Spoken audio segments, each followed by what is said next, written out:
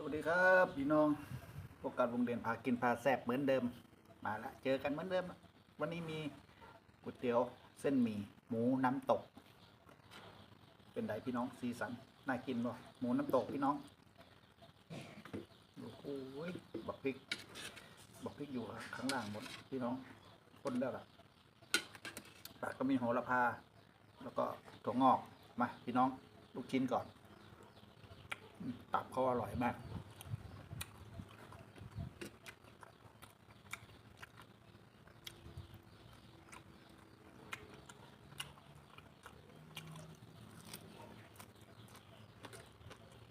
บรรยากาศหน้าบ้าน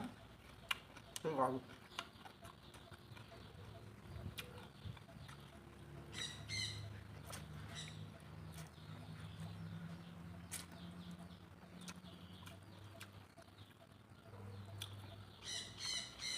อากาศเย็นๆหนาวๆได้เมนูแบบนี้สุดยอด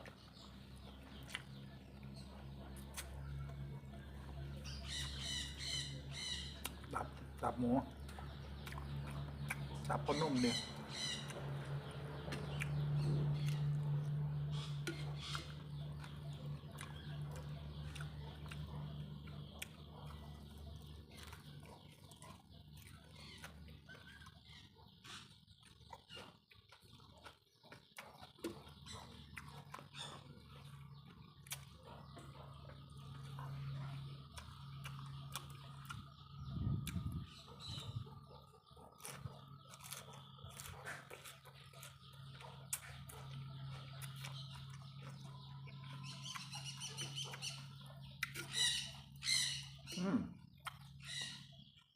เสียงนก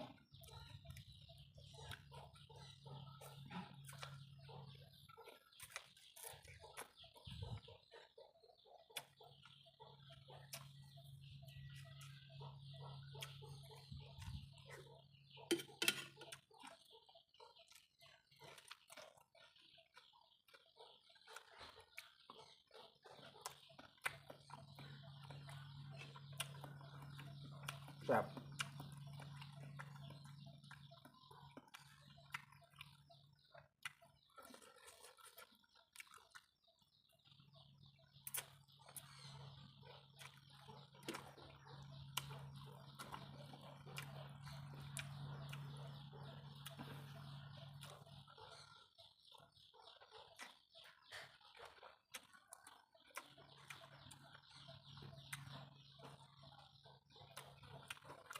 กินแต่เตี๋ยวเนื้อวันนี้หันมากินหมูบ้าง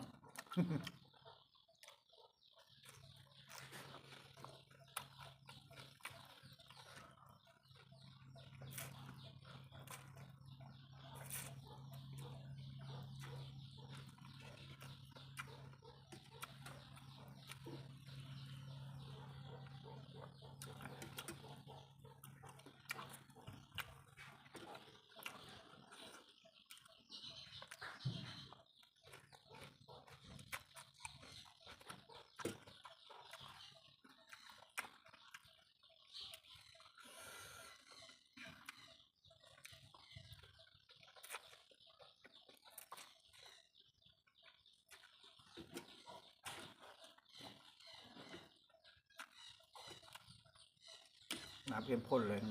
น้ำตก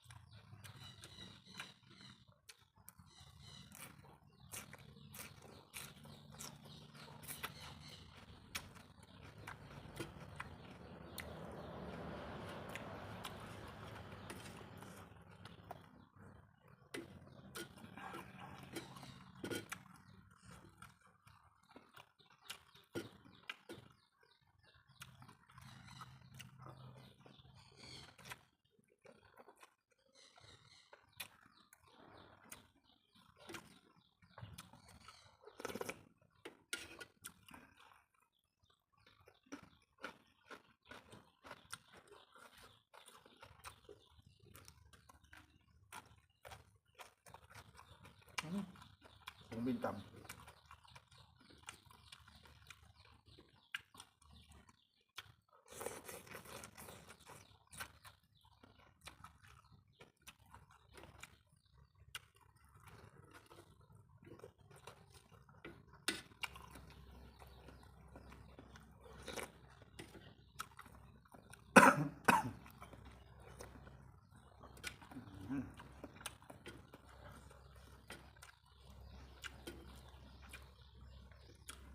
อากาศเย็นๆสดน้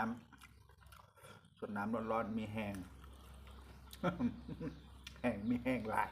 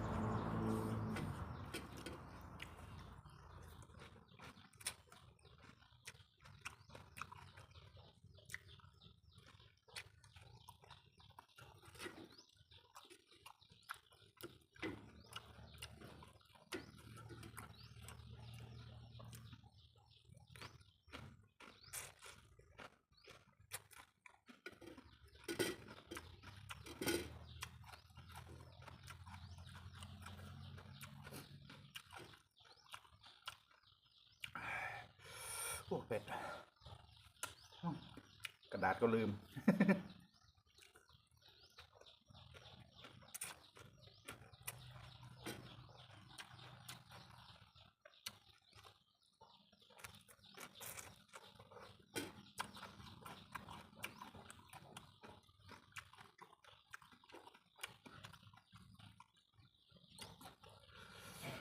ครับโอ้โอ้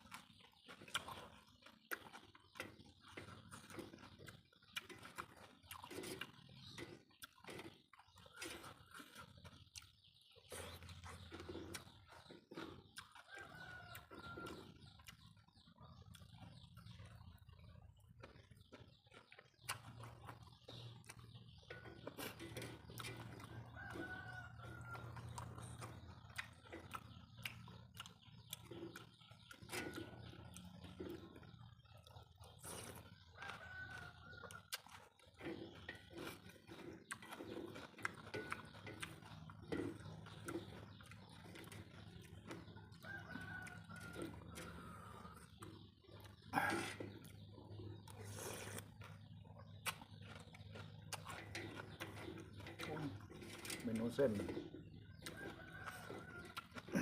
ครับพี่น้อง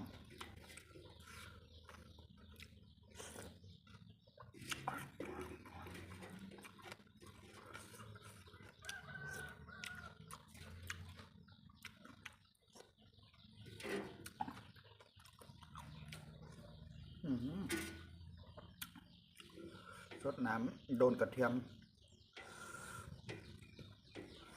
หอมครับกระเทียมเจียว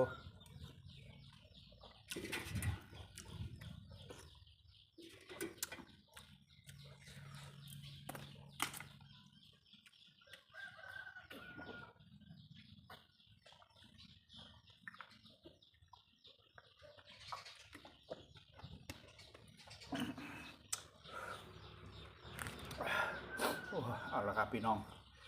ลุงเด่นก็อิ่มแล้ว เมนูนี้เมนูสดน้ำร้อนๆเมนูเส้นไข่หนาวสดน้ำร้อนไข่หนาว เว้ยขอโทษขออภัยเอาเมนูนี้ลุงเด่นก็ไปละครับ ก็ขอให้ดูแลพี่แม่พี่น้องดูแลสุขภาพดีนะครับ อากาศมันเย็นแล้วเอาลุงเด่นก็กราบลาไปก่อนครับผมสวัสดีครับบ๊ายบายเจอกันคลิปหน้าครับผม